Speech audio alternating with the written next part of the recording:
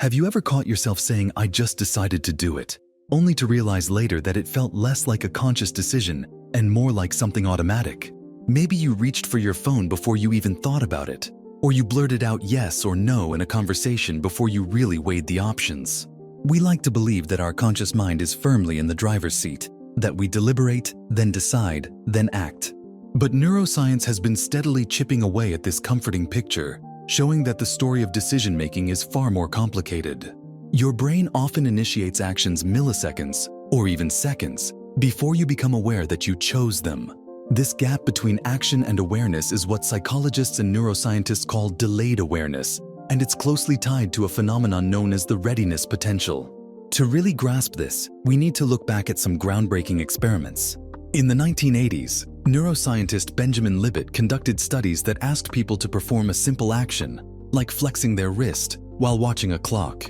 Participants were asked to note the exact moment they felt the conscious urge to act. What Libet discovered was shocking. Brain activity related to movement began several hundred milliseconds before people reported deciding to move. In other words, their brains had already started the process before they decided. Later studies expanded on this, suggesting that unconscious neural activity could predict choices even several seconds before conscious awareness kicked in.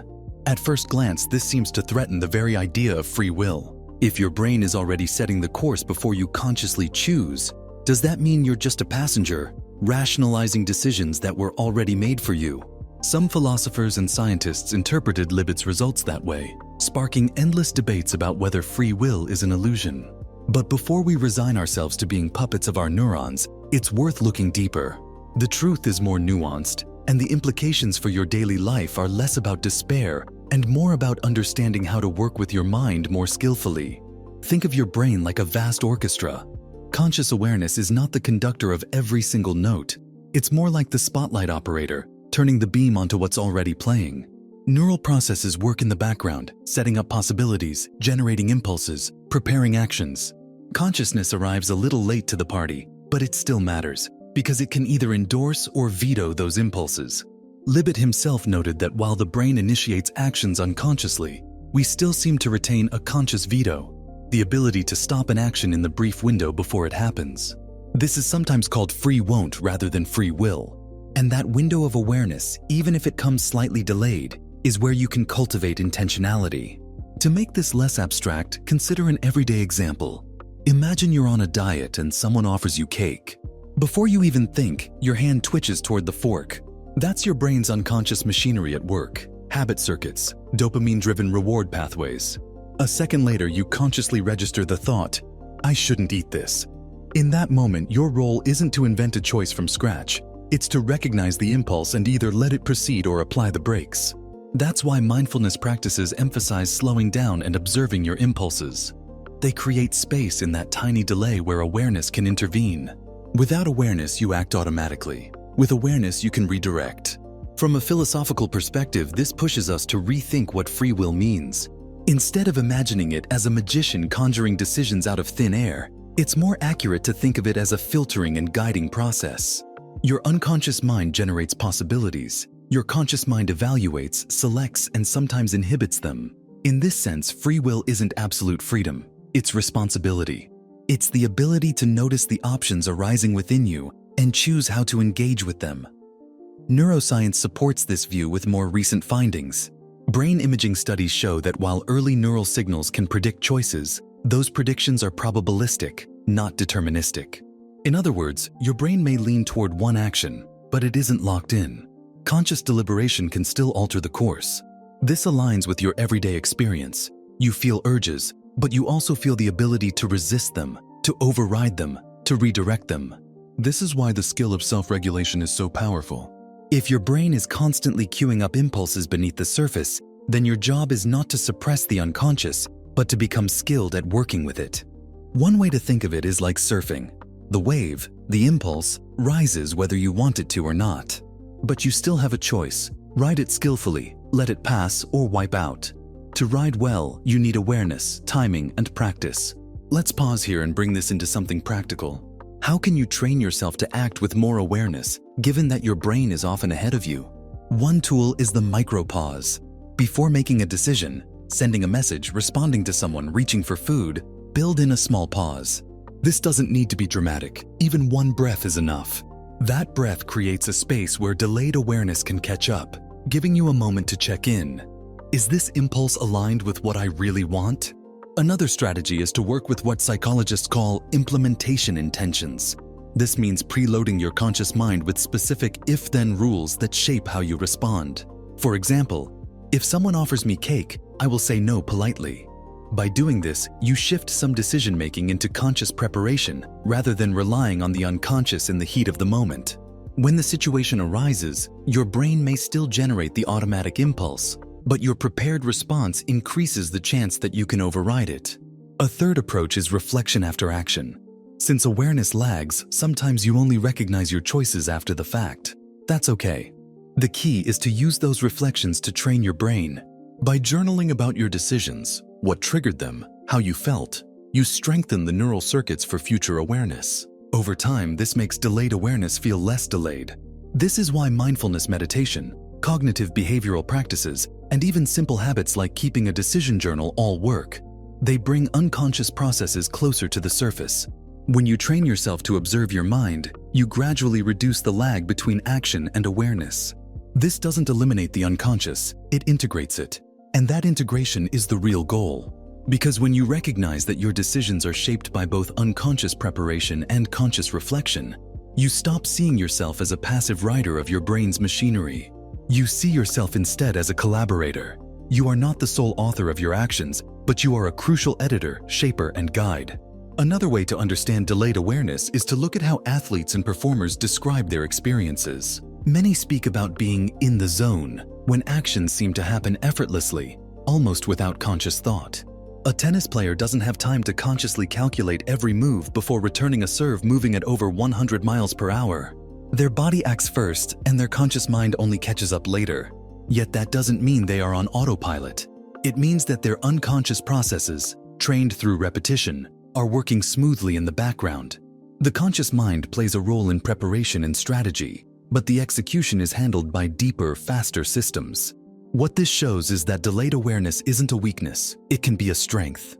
Your unconscious mind is designed to handle rapid, routine tasks, freeing your conscious awareness for reflection, learning, and long-term planning.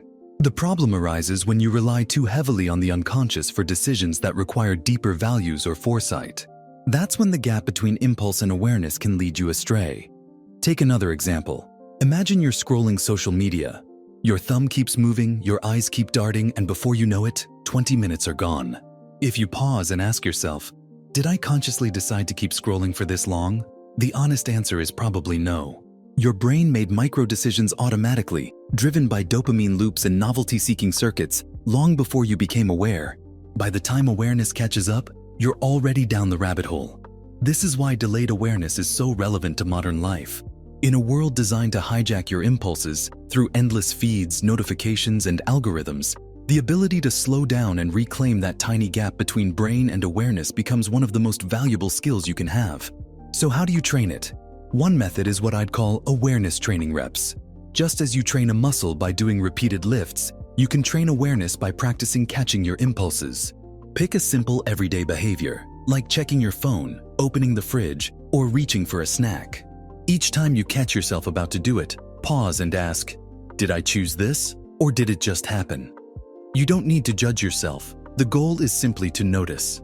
Over time, this strengthens your capacity to recognize unconscious triggers before they fully take over. Another practice is slowing down moments of choice. Try this. Before answering a message, take a single breath. Before buying something online, count to 3. These micro-pauses sound trivial, but they create a bridge where delayed awareness can meet unconscious action. It's like extending the runway for a landing plane. You give your conscious mind more time to arrive. Journaling can also play a powerful role. By reflecting on decisions after they happen, you bring unconscious patterns into conscious light. You might realize, I said yes to that task because I felt pressured, or I snapped at someone because I was tired. These reflections don't change the past, but they prime your brain to recognize the same triggers sooner in the future. What starts as recognition after the fact gradually shifts toward awareness in the moment. Philosophy, too, offers a valuable lens here. Thinkers from the Stoics to modern existentialists have wrestled with the question of free will. The Stoics emphasize that while we cannot control every impulse or event, we can control our response to them. This aligns perfectly with what neuroscience suggests. You may not consciously author every impulse, but you can develop mastery over how you engage with them. Existentialist philosophers like Sartre push this further, arguing that freedom lies not in escaping influences, but in taking ownership of them. Even if your brain prepares actions before you're aware, you still bear responsibility for how you choose to align with those actions. That responsibility is the core of agency. Here's another thought experiment. Imagine your mind as a theater. The unconscious is backstage, preparing props, setting the stage, cueing the actors. By the time the curtain rises, much of the work is already done. Conscious awareness is the spotlight. It doesn't build the stage, but it directs attention, highlights what matters, and shapes the audience's experience. Without the spotlight, the play would be chaos. Without the backstage, there would be nothing to watch. Together, they create the full performance. This perspective helps resolve the tension between neuroscience and free will. Yes, the unconscious often gets there first, but consciousness still matters deeply. Your awareness is what allows you to reflect, to reframe, to decide whether to repeat or change patterns. And that is where your real freedom lies. Not in being the sole origin of every thought, but in how you choose to engage with the stream of thoughts that arise. Let's bring this back to you. What can you do starting today to use the effect of delayed awareness as a tool rather than a trap? First, build in pauses. Even 2 or 3 seconds can change the trajectory of a decision. Second, train awareness like a muscle. Catch yourself in the act, reflect afterward, and gradually close the gap between impulse and recognition. Third, embrace humility. Recognize that not every thought or decision is fully authored by your conscious mind, and that's okay. This humility makes you less reactive and more open to growth. And finally, practice values-based reflection. Ask yourself, does this action align with who I want to be? This question activates your higher-order thinking, giving your conscious mind a stronger voice in guiding your unconscious impulses. The truth is, you will never eliminate the gap between brain and awareness, but you don't need to. You just need to learn how to work with it. By doing so, you turn a limitation into a superpower. Instead of being dragged by unconscious momentum, you become someone who can observe, reflect, and steer. That's what it means to live more consciously, not by controlling every thought, but by cultivating the wisdom to choose which ones you follow. If this exploration of delayed awareness gave you a new way of looking at your choices, share it with someone who might benefit from seeing their own decisions more clearly. And subscribe to Mind Unlocked, where we turn insights from neuroscience, psychology, and philosophy into practical tools for better thinking, helping you slow down, reflect, and make decisions with clarity and intention.